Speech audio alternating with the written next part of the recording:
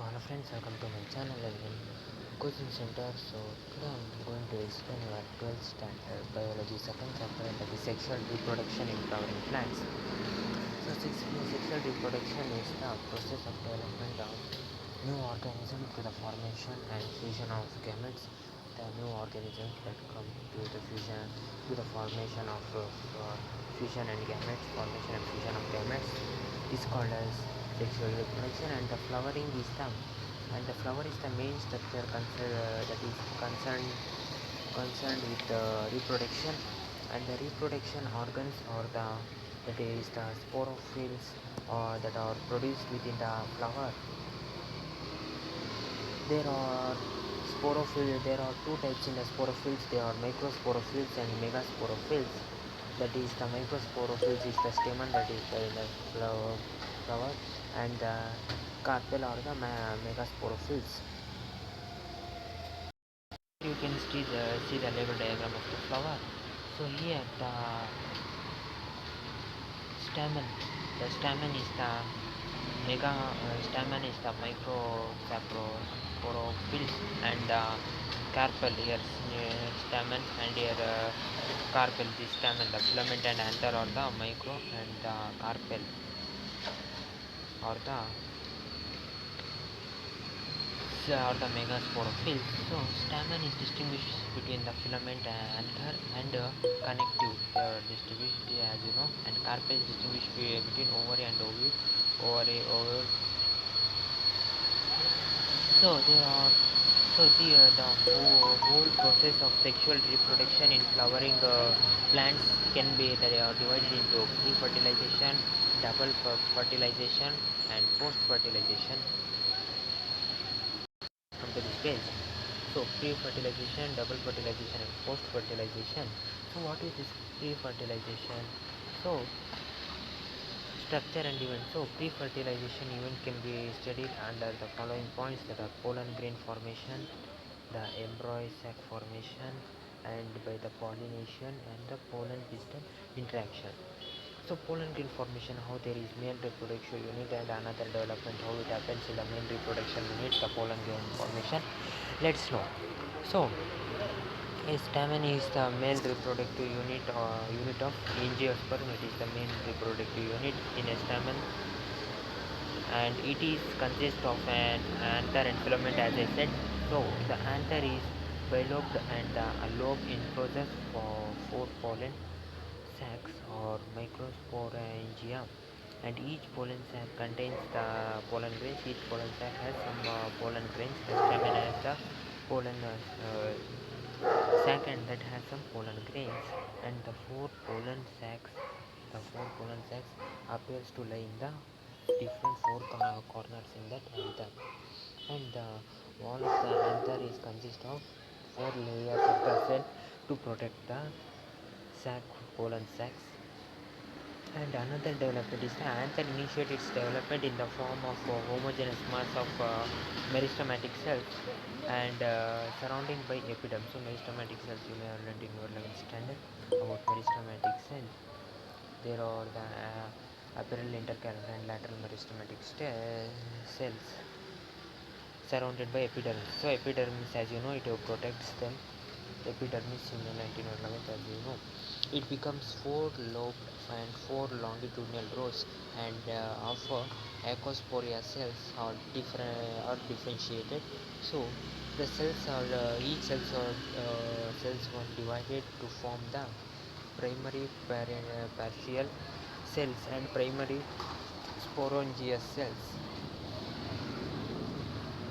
and after that cell are divided into few types to form the microscopes or pollen mother polar or microscopes or polar mother cell, that is PCM we call.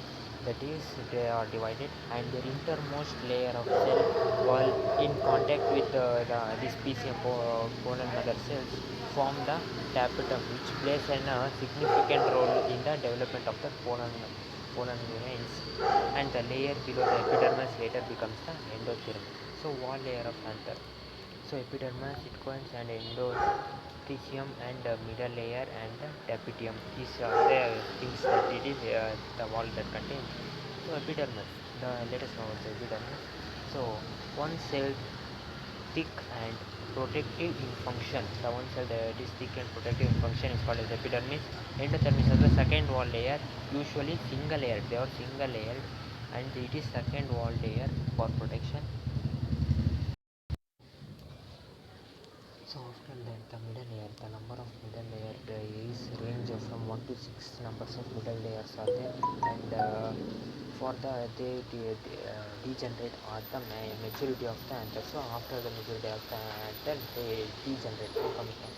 Next is the tapetum. This is the innermost layer of anther. So it is the innermost layer of anther wall, and that is surrounds the sporogenous tissue. That surrounds the sporogenous tissue. So the tapetum is it is two types, that is secretory glandular. The tapetal cell remain in situ all through the development of microscopes, and they finally they degenerate. After that they come away for the after the development of microscope. After that, amoeboid.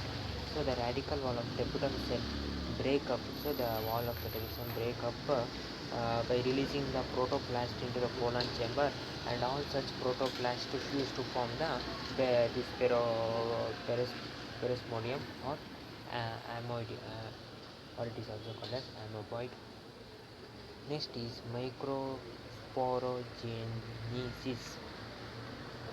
So the formation and differentiation. So the formation and the differentiation of microspore, the microspore, small spores, microspore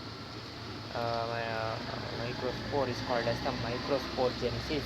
That is the PMCs, that is the pollen mother cells. As I said, they are divided metabolically they are divided, and there are successive types. Advanced type, they are tetrads.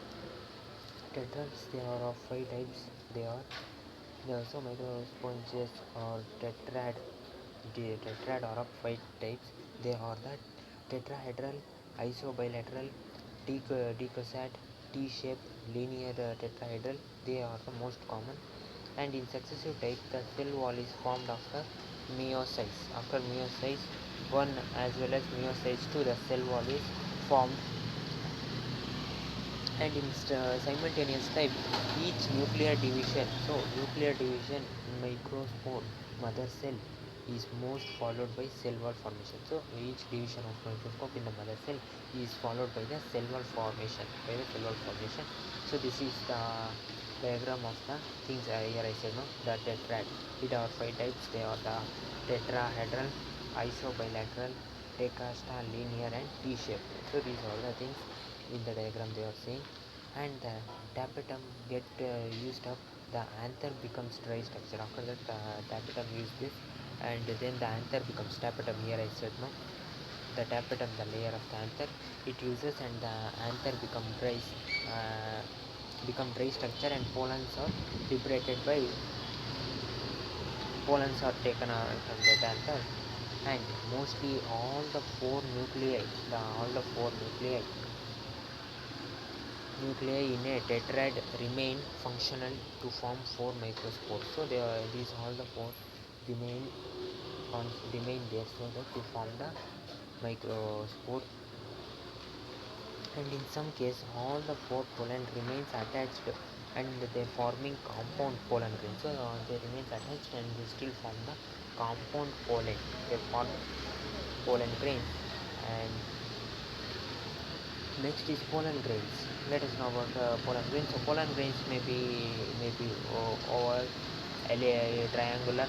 It can be another shape, and they are generally round. The size is 25 to 30 mm, and the pollen grains is alphoid. They are alphoid and unicellular body with unicellular and with single cell nucleus it has, and therefore the outer wall is with 2 to 3 celled interior. So they are with 2 to 3 celled interiors. The outer wall is made, and wall or sporoderm is they are made up for 2 coverings. That is one out thick exane of sporopollenin, and inner thick, one out thick and one inner thick. By that they are covered. and tectum is helpful for, and exine is they are differentiated into inner exine. There are exine present in that is differentiated into inner exine, outer exine, extensine, and extensine is further they are divided into inner continuous since they are the food layer, middle discontinuous bacterial, and outer discontinuous tectum. So tectum that is helpful for identifying pollen grain and referring them to their family, genes or species. So tectum helps us to see the which pollen grains it is and to which family or which genes and which species it belongs. And exine is absent over certain areas called germ pores. So exine is absent near the germ pores when circular, or it is called germ former when elongated. So it is called a germ former when it is get elongated. And internal pollen grains have cytoplasm. The cytoplasm which is rich with starch and unsaturated oils, that is rich. So unicellular protopist becomes 2 to 3 celled. At the later stages of development, they become 2 to 3 stage. Then, so it becomes 2 to 3 stage. Then in calotrophic and orchids, the pollens of each another lobe formed a characteristic mass called the pollinium. It becomes a characteristic mass called the pollinium, and the branch of studying about pollens is called as palynology. So these about pollen grains can ask final marks or 1 marks. What is pollination? Palynology. This can ask in your final marks. So remember this. Next is development of male gametophyte. So size of nucleus pollen grain increases and it divides mitotically to produce a bigger vegetative cells it makes, and pollen can occur in 2-celled or 3-celled. It may be 2-celled, one has 2 plus generative or one has 2 plus 2 male gametes it has. Next is the pollen products. So pollen food supplements. So the pollen food supplement. Pollen grain contains carbohydrate and unsaturated fat. They are used to form tablets and syrup for that for enhancing vital body function. So for that vital body function, there is tablets and syrup help them. And pollen consumption increase performance. Next is pollen grains. Pollen grain protects themselves from UV rays. They protect the pollen grains from UV rays.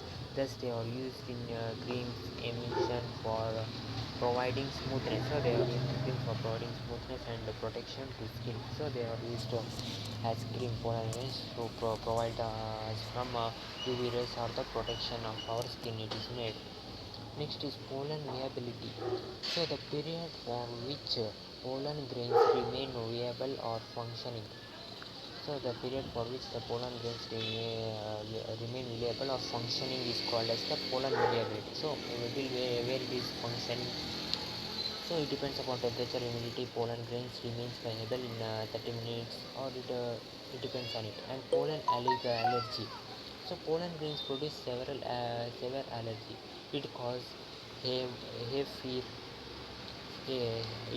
Causes have fever and common respiratory disorders. So pollen that I said no, that we can take that paste or the cream we can put our skin so that our skin will be protected from UV rays.